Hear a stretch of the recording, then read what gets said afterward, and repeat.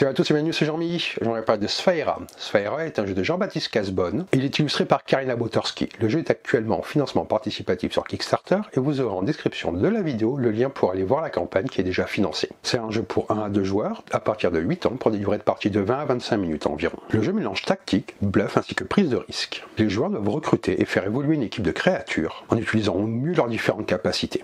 Le cœur du jeu repose sur des lancers de dés, ce qui permet de faire attaquer les créatures, de déclencher certaines capacités. Chaque décision est cruciale. Comment faut-il attaquer? Faut-il utiliser des objets? Et faire attention aux créatures que l'adversaire a déployées devant lui. Une bonne gestion de vos créatures ainsi qu'un bon timing feront toute la différence. Allez, on va voir comment ça se passe. Et on se retrouve avec le jeu. Donc là, ce que je vais faire, c'est que je vais d'abord vous expliquer les règles du jeu, et dans un deuxième temps, je vous donnerai mon avis. Donc ici, bien entendu, c'est une version prototype que l'éditeur m'a fait parvenir afin que je puisse vous parler du jeu. C'est pas le matériel définitif, même si c'est déjà de très bonne qualité, et vous avez une idée des illustrations. La campagne Kickstarter est en cours de financement, elle a été financée. Vous aurez en description de la vidéo le lien pour aller voir par vous-même tout cela. Le but du jeu est de réussir à créer, en recrutant et en faisant évoluer, l'équipe de créatures la plus compétitive face à son adversaire. Pour gagner la partie, vous devez remporter le tour 4, qui est le tour final, en mettant à 0 les points de vie de l'ensemble des créatures adverses. Avant d'aller plus en détail, je vais vous parler de l'anatomie des cartes. Ici, vous avez l'espèce de la créature, ici, son espèce en désavantage, ici les points de vie avant évolution, les points de vie après évolution, le stade d'évolution et le symbole de correspondance. Ici, c'est une carte créature bébé. Ici, nous avons une carte créature adulte. Vous avez pareillement l'espèce en désavantage, le symbole de correspondance, le stade d'évolution, les points de vie avant évolution, les points de vie après évolution. Sur les cartes bébé comme ça, ici, vous avez une carte sans XP. Et là, vous avez la carte avec un XP. Ici, nous avons les cartes objets. Ici, ça indique lorsque la carte peut être jouée. Et ici, ça indique l'effet. Le dos des cartes est comme ceci. Pour la mise en place, ceci est très simple. Vous allez préparer les cartes créatures. Chaque protège-carte va contenir 2 cartes. La carte créature bébé et sa version, 1 point d'expérience au verso, ainsi que la créature adulte correspondante. Au début de la partie, seules les créatures bébés sans XP sont visibles dans les protège-cartes. C'est-à-dire que vous commencez avec les créatures comme ceci. L'espace central va être la zone de combat, sur laquelle les créatures sont révélées pour combattre. Vous mettez également les dés à portée des joueurs, il y a plusieurs symboles, je reviendrai plus en détail. Les cubes ici représentent les points de vie de chaque créature. Et vous avez une bibliothèque avec 10 cartes objets. Comment se déroule une partie de Sphaera? Une partie se déroule en 4 tours. Au tour 1, vous allez recruter, et les créatures vont combattre en 1 contre 1. Vous recrutez également au tour 2, où les créatures combattent en 2 contre 2. C'est la même chose pour le tour 3. Par contre, au tour 4, vous n'allez pas recruter et les créatures combattent à 3 contre 3. Les créatures vont s'affronter une à une à tour de rôle. Comment se déroule un tour de jeu? Vous allez premièrement piocher secrètement une carte objet. Ensuite, vous recrutez, sauf comme je vous l'ai dit au tour 4, et vous distribuez à part égale l'intégralité des protège-cartes créatures. Vous choisissez secrètement une créature et vous défaussez face cachée toutes les autres. Vous choisissez secrètement votre première créature combattante parmi celles recrutées depuis le début de la partie. Attention, les créatures adultes ne vont combattre que lors du tour 4. Une fois que chaque joueur a choisi sa créature, vous la révélez en même temps. C'est-à-dire qu'on aurait distribué les cartes à tous les joueurs. Un joueur, au premier tour, forcément vous n'avez qu'une carte, mais vous en avez d'autres après, bien entendu. Les joueurs positionnent leur carte comme ça, et ils la révèlent en même temps. Vous allez positionner les cubes de points de vie, vous positionnez autant de cubes de vie que la valeur se trouvant dans la sphère rouge ici. Donc là, on en mettrait 3 sur celui-là, et 5 sur celui-là. Vous prenez ensuite connaissance de la couleur de la créature adverse pour voir si les dégâts seront neutres ou en avantage. Cela est fait par un symbole de force en fonction des symboles qu'il y a ici. Vous allez lancer les 3 dés de combat, ils vont faire divers résultats. Les joueurs lancent à tour de rôle les dés d'attaque jusqu'à ce qu'une créature atteigne 0 point de vie. Lorsqu'une créature a 0 point de vie, elle quitte la zone de combat et pourra combattre à nouveau lors du prochain tour. La créature doit être remplacée par une nouvelle créature si le tour implique de jouer 2 ou 3 créatures. Si le tour continue, les créatures ayant encore des points de vie restent en jeu. Là, si c'est le premier tour, bien entendu, une fois que c'est fini, on passe au tour suivant. À la fin de chaque tour, les créatures récupèrent intégralement leurs points de vie et peuvent être jouées de nouveau le tour suivant. Comme je vous disais, il y a des rapports de force dans le jeu. Le bleu est dominant contre le rouge est dominant contre le vert, et le vert est dominant sur le bleu. Ici, par exemple, le bleu est dominant contre le rouge, Griffus infligera des dégâts en avantage sur Kitsu. Le rouge n'est pas dominant contre le bleu, donc Kitsu fera des dégâts neutres sur Griffus. Si c'est neutre,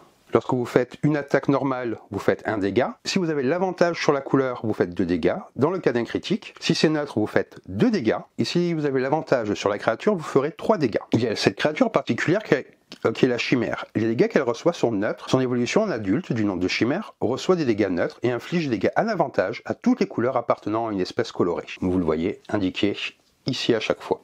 Une carte qui est très sympa à jouer. Comment se passe le combat? Lors d'une attaque, il est possible de lancer jusqu'à 3 fois les dés. Après chaque lancer, vous pouvez relancer 1, 2 ou 3 dés. Une fois que vous arrêtez les lancers de dés, vous allez effectuer le résultat qui est indiqué sur ces derniers. Lorsqu'un dé tombe sur cette face, il ne peut pas être relancé, sauf si une carte objet est utilisée. Ici, c'est une attaque normale. Comme ceci, nous avons une critique. Donc là, je vous dis, c'est un échec. Et ici, c'est donc la phase pioche. Un combat entre deux créatures se termine lorsqu'une d'elles n'a plus de points de vie. Une attaque infligeant plus de dégâts que nécessaire ne peut pas être transférée à la créature suivante. Une créature mettant à 0 point de vie une autre créature va gagner 1 point d'expérience. Lorsqu'une créature bébé, comme celle-ci, gagne un point d'expérience, vous retournez la première carte dans le protège-carte pour faire apparaître la créature bébé avec 1 point d'expérience. C'est-à-dire que lui se transformerait comme ceci. La créature bébé évolue en adulte si elle gagne un 2e point d'expérience. À ce moment-là, vous allez positionner la carte créature adulte face visible dans le protège-carte. Durant les 3 premiers tours, une créature évolue uniquement à la fin du tour. Il est pratique de faire dépasser la carte du protège-carte afin de rappeler l'évolution à venir. Au 4e et dernier tour, les évolutions sont possibles pendant le tour. Lorsqu'une créature évolue, elle obtient le nombre de points de vie correspondant à la différence entre les points de vie du bébé et de l'adulte. Je vous rappelle, les créatures adultes ne combattent qu'au 4e tour. Vous avez aussi des cartes objets. Vous avez une aide-mémoire qui vous permet de vous rappeler des effets des cartes objets. La possession de ces cartes est limitée à 2. Elles vont vous permettre de modifier le symbole d'un résultat. Elles vont permettre de relancer tous les dés, puis le tour d'attaque s'arrête. Vous avez plein de petits effets comme ça qui vont agrémenter la partie. Donc je vais vous redire brièvement comment se passe un tour de jeu. Vous allez distribuer les cartes de part égale et chaque joueur choisit une créature à recruter. Une fois que ceci est fait, chaque joueur place une créature face cachée devant lui et les joueurs la révèlent. Vous combattez, vous lancez les dés, vous avez jusqu'à 3 lancers. Le but est de faire descendre les points de vie de la créature adverse à 0. Vous gagnez des points d'expérience en étant victorieux d'un combat. Cela vous permet de faire évoluer vos créatures. Le jeu propose également un mode solo. Dans ce mode, vous combattez en solo contre le jeu. Vous recrutez, vous lancez les dés comme une partie à 2 joueurs. Le jeu recrute et choisit au hasard ses créatures face cachée. Il joue avec un seul dé. Et vous avez un tableau dans ce livret de règles qui vous explique les différents systèmes de difficulté pour le jeu. Donc voilà pour les règles de Sphera. Je vais d'ailleurs vous dire que vous êtes de plus en plus nombreux à suivre la vidéo, ça fait vraiment plaisir. Donc si vous aimez les vidéos, n'hésitez pas à laisser un commentaire, à partager ou à vous abonner à la chaîne, ça donne de la motivation et ça fait plaisir. Maintenant je vais vous dire ce que j'ai pensé du jeu. Sphera est un jeu qui se distingue par son approche originale, mêlant stratégie, gestion de ressources et un soupçon d'aléatoire maîtrisé grâce à l'utilisation des dés, ce qui lui confère une dimension tactique particulièrement intéressante. Dès les premières parties, on ressent immédiatement le soin apporté au développement du jeu, avec une mécanique fluide et bien pensée qui permet d'enchaîner les tours rapidement tout en offrant une profondeur stratégique qui se dévoile progressivement au fil des parties. Le jeu repose sur un système de constitution d'équipe et de montée en puissance qui permet aux joueurs de planifier leur action à court et à moyen terme, tout en s'adaptant aux décisions de l'adversaire. Cette mécanique crée une tension constante car chaque décision impacte directement la suite de la partie. Il ne suffit pas de recruter les meilleures créatures,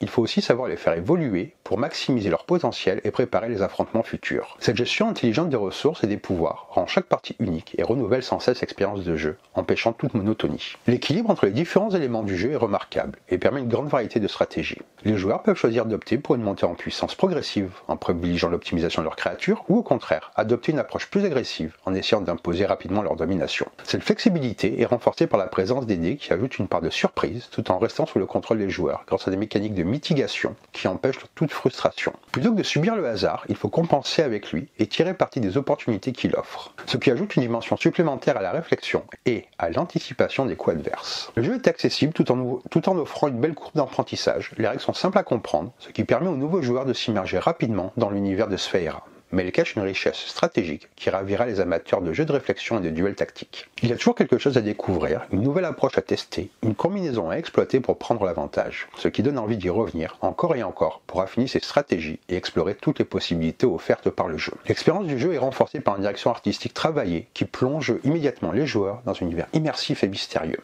Chaque carte et chaque élément du matériel semble avoir bénéficié d'un soin particulier pour rendre l'ensemble aussi agréable à manipuler qu'à contempler. Les créatures possèdent un design unique et les illustrations contribuent à enrichir l'atmosphère du jeu, ce qui renforce l'attachement aux différentes factions et à leurs pouvoirs. L'univers de Sphera paraît cohérent et engageant, ce qui ajoute une dimension narrative subtile à l'expérience de jeu, même si le gameplay reste au centre de l'attention. Le format du jeu est particulièrement intéressant pour les amateurs de duels stratégiques. Avec une durée de partie d'environ 20 à 25 minutes, il s'intègre facilement dans une session de jeu sans jamais sembler trop court ni trop long. On prend plaisir à enchaîner plusieurs parties pour tester différentes approches et affiner sa compréhension des mécaniques, ce qui le rend idéal aussi bien pour des affrontements ponctuels que pour des sessions plus longues où l'on cherche à perfectionner ses stratégies. L'aspect compétitif du jeu est également très bien pensé, avec une répartition équilibrée des forces et des ressources qui permet aux joueurs de toujours avoir l'impression d'avoir une chance de renverser la situation, même lorsqu'ils semblent en difficulté. Cette tension constante rend chaque partie palpitante, car il n'y a jamais de moment où l'on se sent impuissant face aux événements. Chaque tour apporte son lot de choix cruciaux et de retournements de situations potentielles, ce qui garantit des affrontements haletants du début à la fin. En plus de son gameplay captivant, Sphaera bénéficie d'une excellente rejouabilité, grâce à la diversité des cartes, des combinaisons possibles et des stratégies à explorer. Chaque partie est différente et oblige les joueurs à s'adapter constamment à la situation. On ne se contente pas d'appliquer une stratégie toute faite, il faut être capable de réagir aux actions de son adversaire et de tirer parti des opportunités qui se présentent, ce qui empêche toute répétitivité et renouvelle sans cesse l'expérience de jeu. Tout porte à croire que l'équipe de développement a pris le temps de peaufiner chaque détail pour offrir une expérience à la fois accessible et riche en possibilités. Sphaera, The Sphere of Power, se positionne comme un jeu à suivre de très près pour tous ceux qui aiment les affrontements tactiques, la gestion de ressources et les duels où chaque décision compte. Il parvient à lier simplicité et profondeur, hasard et maîtrise, accessibilité et complexité, ce qui en fait un jeu aussi plaisant à découvrir que passionnant à maîtriser. Avec son univers soigné, son gameplay dynamique, il s'impose comme une pépite en devenir dans le monde des jeux de cartes. Avec son univers soigné et son gameplay dynamique, il a toutes les chances pour séduire un large public. Que l'on soit un joueur occasionnel à la recherche d'un jeu rapide et intelligent, ou un passionné de duels stratégiques en quête d'un nouveau défi, Sphaera coche toutes les cases pour devenir un jeu incontournable de votre ludothèque. Donc voilà pour cette présentation, j'espère que ça nous a plus appris sur le jeu. Moi je suis vraiment fan de la direction artistique, je trouve ça vraiment très beau. On sent qu'il y a eu un vrai effort d'équilibrage avec les cartes avec lesquelles j'ai eu accès. Donc je vous invite vraiment à aller voir la campagne, c'est un jeu qui donne vraiment envie, en tout cas de mon point de vue. J'espère que cette vidéo vous a plu, sur ce je vous dis bonne partie et bon jeu.